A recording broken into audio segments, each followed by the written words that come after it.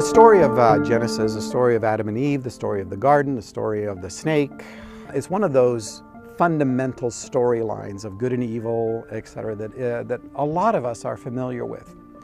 Sometimes we get so familiar with a story that we retell a narrative that we think is there. Part of the beautiful thing about the Hebrew Scriptures and the story in Genesis 1 and 2 and 3 is that it leaves a lot of gaps. It's very concise, and those gaps allow questions that become part of the unfolding way to look at it.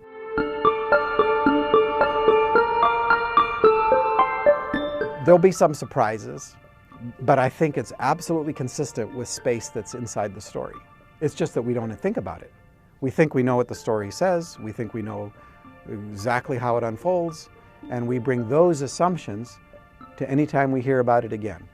Inside this crafting of the narrative, I'm looking at the spaces in between what's given us, as well as staying true, I think, scholastically and academically, but telling the story in such a way that's accessible to a teenager, and yet drawing out the things that are beautiful and true, that are in there, but we've missed it because of our assumptions.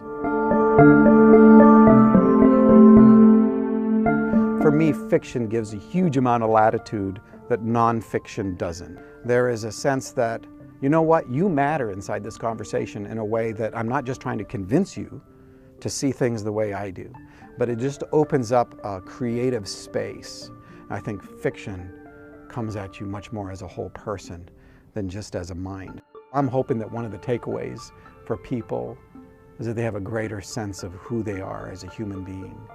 And then we can begin to celebrate the things that make us different and distinctive as gifts, not as points of greater division.